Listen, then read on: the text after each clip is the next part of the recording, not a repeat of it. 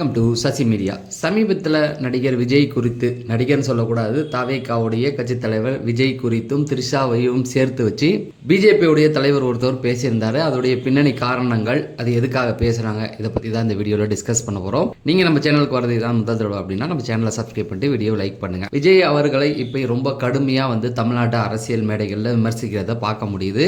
விஜய் அவர்கள் நடிகராக இருக்க வரைக்கும் எல்லா அரசியல் தலைவர்களுமே கொண்டாடிக்கிட்டு தான் இருந்தாங்க. யாரும் அவரை விமர்சனமே பண்ண மாட்டாங்க எந்த ஒரு விஷயத்திலையும். முக்கியமாக நாம் தமிழராக இருக்கட்டும், இந்த பக்கம் திமுகவாக இருக்கட்டும், ரெண்டு பேருக்கும் செல்லப்பிள்ளையாக தான் விஜய் அவர்கள் இருந்தார். எப்போ கட்சி தொடங்கினாரோ அப்பயே முதல் எதிரியாக அவர் ஆயிட்டார் அப்படின்னு சொல்லலாம். தொடர்ந்து விஜய் அவர்களை, அதுவும் நாம் தமிழர், சாட்டை துரைமுருகன், சீமான் அவர்கள் தொடர்ந்து விமர்சனம் பண்ணிட்டு இருந்தாங்க. இப்போ சீமானை பொறுத்த வரைக்கும் நம்மோடு ஒரு கூட்டணி வைப்பாரு அப்படின்றத எதிர்பார்த்தாங்க. ஆனால் முதல் மேடையிலேயே உங்க கூட கூட்டணி இல்லைன்னு அறிவிச்சதுலேருந்து தொடர்ந்து எதிர்ப்பு தான்.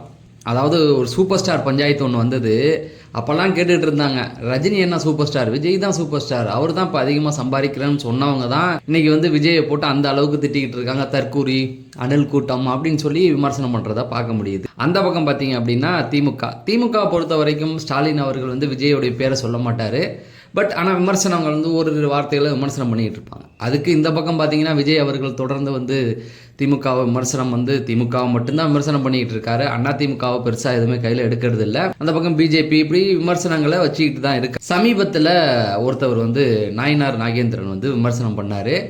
அதாவது த்ரிஷா விட்டு வரணும், வீட்டை விட்டு வெளில வரணும் அப்படின்னு சொல்லி த்ரிஷாவுடன் விஜய் வச்சு இணைத்து பேசிக்கிட்டு இருந்தார். முதல்ல நீங்கள் இந்த சினிமாவுக்குள்ளே இருக்கும்போது த்ரிஷாவோட விஜய் வச்சு பேசுறது ஒரு வழக்கமாக இருந்தது. அதுவும் அவங்க ஒய்ஃபை பிரிஞ்சதுக்கப்புறம். அதுக்கப்புறம் பார்த்தீங்கன்னா இவங்க கூட வச்சு கீர்த்தி சுரேஷ் இப்படி பேசிக்கிட்டு தான் இருந்தாங்க. பேசாமலாம் இல்லை, நிறைய பேர் பேசிக்கிட்டு இருந்தாங்க. ஆனால் அரசியல் களத்தில் வரும்பொழுது இப்போ அவர் அதை எடுத்து நாயனார் நாகேந்திரன் பேசினது தான் ஒரு விமர்சனம். திமுகவுடைய எம்பி கனிமொழியே இதை பேசினாங்க. ஒரு ஆணையம் இழிவுபடுத்தணும்னா ஒரு பெண்ணை தான் நீங்கள் சேர்த்து கொண்டு வருவீங்களா அப்படிங்கிற மாதிரிலாம் சொல்லியிருந்ததை பார்க்க முடியுது. இதில் எனக்கு என்ன அப்படின்னா, இப்போக்கி திமுக சார்பிலேருந்து இதை சொல்லியிருக்காங்களே, அதுதான் எனக்கு ஆச்சரியமாக இருந்தது. ஏன்னா முதல் விஷயத்தை கையில் எடுக்கிறதே அவங்க தான் எடுப்பாங்க. எலெக்ஷன் வரட்டும் பாருங்களேன், இன்னும் நிறைய பேர் விமர்சனம் இந்த மாதிரியான விஷயங்களை தூக்கி எடுத்து போடுவாங்க. அதெல்லாம் அப்பப்போ நடக்கிற விஷயந்தான். இந்த நாயனார் நாகேந்திரன் பேசும்போது யாரா அவர் அப்படின்னு நம்ம யோசிக்கும்போது இவர் தான் பாஜக தலைவர் அப்படின்ற மாதிரி செய்தி கேள்விப்பட்டேன். பாஜக அப்போ அண்ணாமலை என்னாச்சு அப்படின்னு, அண்ணாமலை தான் போயிடுச்சு அப்படின்ற மாதிரி. இந்த ஹெச் ராஜா இவங்கெல்லாம் வந்தாங்கன்னா ஒரு பரபரப்புலேயே தன் பெயரை முன்னாடி நிறுத்துவாங்க. இவர் வந்திருக்காரு, இவர் யாருன்னு சர்ச் பண்ணி தேடுவோம் இல்லையா. இவ்வளோ நாள் வரைக்கும் நான் அண்ணாமலைன்னு நினச்சிக்கிட்டு இருந்தேன். அண்ணாமலை இல்லை, இவர் தான் அப்படிங்கிற மாதிரி சொல்கிறாங்க. நமக்கு சரியான ஒரு விவரமே தெரியலையா. மற்ற கட்சியில் இருக்கிற விவரம் கூட இப்போ இது கூட சரியா தப்பான்னு நமக்கு தெரியாது. ஏன்னா பிஜேபி அந்த அளவில் தான் தமிழ்நாட்டில் வச்சுருக்கோம். ஆனால் இந்திய அளவில் நீங்கள் எடுத்து பார்த்தீங்க அப்படின்னா ரொம்ப வலுவான ஒரு கட்சியாக இருக்குது. வட மாநிலங்கள்லாம் ரொம்ப வலுவாக இருக்குது. காங்கிரஸ் கொஞ்சம் வீக்காக தான் இருக்குது. இந்த சவுத்தை பொறுத்த வரைக்கும் ஏபி, ஆந்திர பிரதேசத்தில் ஒரு கூட்டணியோடு இருக்குது ஜனசேனா. அப்புறம் இவர் சந்திரபாபு நாயுடோட ஒரு கூட்டணியில் ஆந்திர பிரதேசத்தில் இருக்காங்க. மற்ற ஸ்டேட்லலாம் காங்கிரஸ் கை ஓங்கி இருக்குன்னு வச்சுக்கோ. ஆனால் வட மாநிலங்களில் பிஜேபி ஒரு வலுவான கட்சியாக தான் இருக்குது. ஒரு தலைவன், சரியான ஒரு தலைவன் இங்கே கிடையாது. அதனால தான் இந்த மாதிரிலாம் பேசிட்டு திரிகிறாங்க. ஒரு கட்சியோட தலைவர் இந்த மாதிரியான விமர்சனத்தை வைக்கிறது சரியா அப்படிங்கிற மாதிரி நிறைய பேச்சுகள் இருந்தாலும் அதுக்கு த்ரிஷா தரப்புலேருந்து ஒரு விளக்கம் கொடுத்துருக்காங்க. என்ன அப்படின்னு பார்த்தீங்கன்னா, அதாவது ஒரு கட்சியுடைய பொறுப்பான தலைவரை இந்த மாதிரி பேசலாமா? நான் அரசியல் கிடையாது, அரசியல்லேருந்து விலகி தான் இருக்கேன், சினிமாவில் தான் நான் அதை அவங்க சொல்ல அவங்க வக்கீல் சொல்லியிருக்காரு. கலைத்துறையில் தான் என்னுடைய வாழ்க்கை இருக்குது. அப்படி இருக்கும்போது என்னை ஏன் இவ்வளோ கேவலமாக விமர்சனம் பண்ணுறீங்க, எனக்கு சம்மந்தம் இல்லாத விஷயங்களில் என்னை இழுக்காதீங்க அப்படிங்கிற மாதிரி சொல்லியிருக்காங்க. அதுக்கு கண்டனம் கூட தெரிவிக்கலை.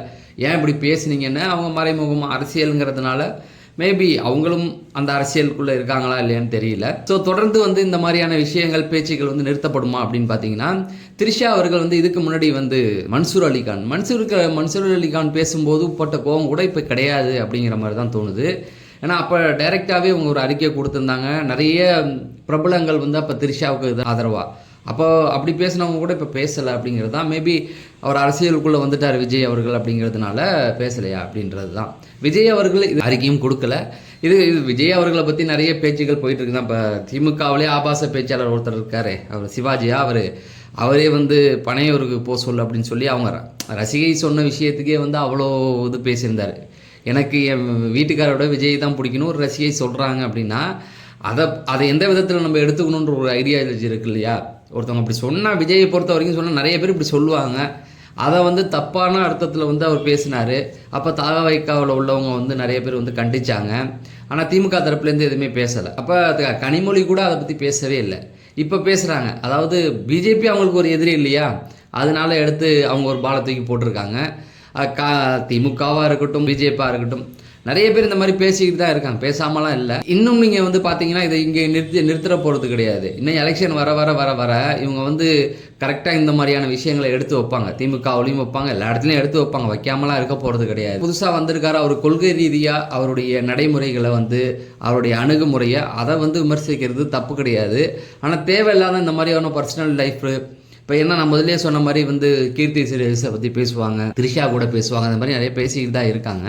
அதெல்லாம் போய் பார்த்தோமா, நம்ம பார்க்கல, நமக்கு தெரியாது. ஒரு நடிகர் அப்படின்னும் பொழுது அவங்களுக்குள்ள ஒரு ஃப்ரெண்ட்ஷிப் இருக்கலாம். த்ரிஷாலாம் வந்து ரொம்ப வருஷமாக அவங்களுக்கு வந்து நெருங்கிய தோழி தான், நட்பு ரீதியாக இருக்கலாம். அதை வந்து நம்ம தப்பாக விமர்சனம் பண்ணக்கூடாது அப்படிங்கிறது தான். அதை த்ரிஷாவும் சொல்லியிருக்காங்க. இப்போ பல கட்சிக்கு தலைவர்களும் வந்து எதிர்ப்பு தெரிவிச்சிருக்காங்க, இந்த மாதிரிலாம் பேசக்கூடாது பொதுவெளியில் அப்படிங்கிற மாதிரி.